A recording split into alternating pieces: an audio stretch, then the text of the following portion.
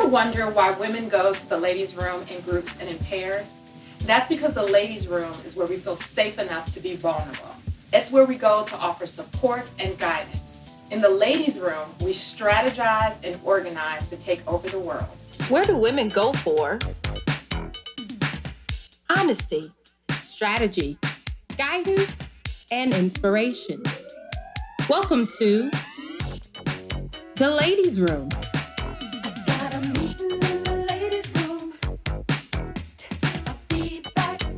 Hosted by Roxann Smithers. I'm Roxann Smithers, and I want to welcome you to the ladies' room. So today's topic, we are going to be discussing business ownership, the good, the bad, and the ugly. And I have an amazing panel of business owners that are really going to talk about this issue and get into some of the honest conversations that we don't always see on our social media or on our websites when we're portraying the role of a business owner. So I'm so excited first to welcome Bridget Wiles. She's the Chief Operation Officer for APD Urban Planning and Management, LLC. Welcome, Bridget. Thank you. I also have Ciara Mokeme, who is the owner of Adaobi Group, a communications and design company. Welcome. Right there. And then last but certainly not least, we have Stephanie Richardson Parker, who is the co-founder of the Moxie Maids. Thanks for having me. Ladies, I am so excited to get into this topic because I know all of you are dynamic business owners. And there's a lot of myths that we have about being a business owner and what it's really like, right?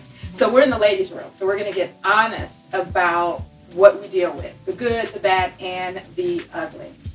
So the first thing that I want to do is ask you all, how did you get into the position where you were owning your own business? What brought you to that point? Stephanie, I'm going to start with you.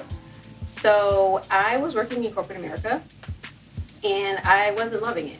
And I was in my 30s, and I still thought, wow, I have another 30 years to go before retirement. And I thought, this isn't going to work. And so I didn't know what that meant. Everyone in my family worked until they retired. So I didn't have a blueprint of entrepreneur or entrepreneurship to kind of bounce things off the wall or kind of just talk to someone about. So my husband and I just kind of started talking. We just started talking about different businesses, and so we started a cleaning service while we both were working full time. Ooh, that's hard. And that's very hard. Yeah. And so, for a lot of people, I would say, well, for us, it wasn't sustainable. Mm-hmm. And so he said, someone needs to leave work full time, and it should be you. And even though I did not like my job, putting in that 2 weeks notice was the hardest thing I ever had to do. I had it written, typed up, and every day he would say, did you turn it in? No, I always had an excuse. And so I finally turned it in. I was like, well, there's this big project. Let me kind of get through that. It was really just nerves because you're so used to one of the things that I say is like one of the most addictive things is a 2-week paycheck. Yes. It's so addictive. No matter what happens, you're going to get paid. Entrepreneurship is not like that. Okay? Mm-hmm. And so that's what I could not give up. Mm-hmm. And I didn't know what that would mean for me, what that would mean for bills, right? Those bills still come every month. Exactly. Entrepreneurship or not. So I just didn't know how that would work. So I did it. I bit the bullet. 5 years later, I'm still standing. She's still standing. Still claiming it. Right. Well, right. Yes. Ciara, tell me about your experience. I know you have owned a couple different businesses, so you've been in this game for a bit. But what initially brought you into sort of the fold of being a business owner? Gosh, so my father is an entrepreneur. He has an African art gallery. He's had nightclubs. He's had a bunch of things. My first taste of entrepreneurship, thanks, Mom. I got in trouble for smoking weed. And this is the real deal. Oh, this is the ugly part. It's the truth. It's the real tea. So I got in trouble when I was in high school for smoking, and my mom said, "Okay, you think you bad," and then shipped me off to my dad's house. Okay. And then my dad was like, he's Nigerian, and he's like, "Well, you ain't gonna be here. You're gonna read the Bible, and you're gonna learn this entrepreneurship thing." Okay. So I started getting into the word, and my dad opened up like a coffee shop and like art gallery where I was in charge of all the operations. Loved it. That was like what? I was 16. Wow.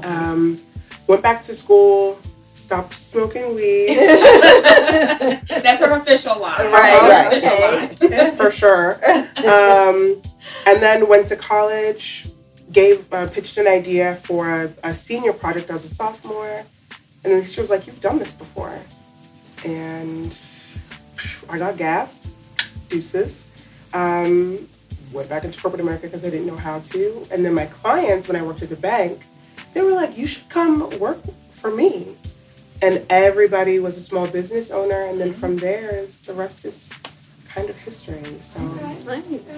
I like that story. Right? I'm like, that's like an after school special with a happy ending. Yeah, right? yeah.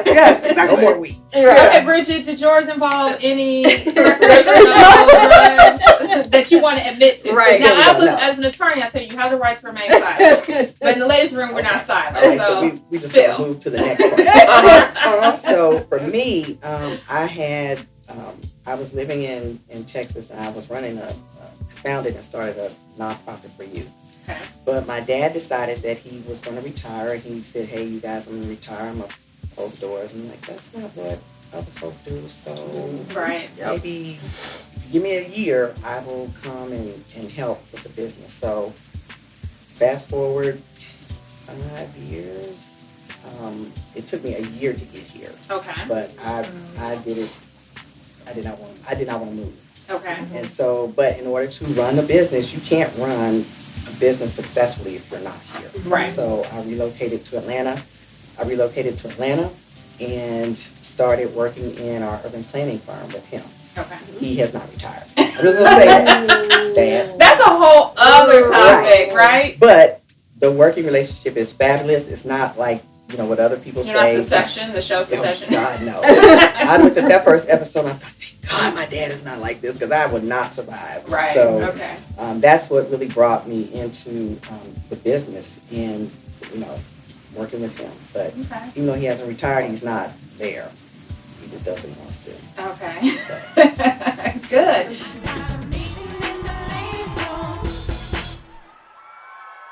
So I love that we have all these unique perspectives, right? We've got young starting off, we've got coming from the corporate side with working with your husband, we've got the generational, trying to pass the business down, all those different aspects. So with that in mind, you always see these images of entrepreneurship as it's very glamorous. You're the boss, you're behind a big desk, blah, blah. Boss babes. But there are things that stress us out in this process. There are things that for some of us keep us up at night. Okay? So let's talk a little bit about those things. I want to thank my guests for coming with me into the ladies' room, for being honest and vulnerable and really giving some great guidance. And we'll see you next time in the ladies' room.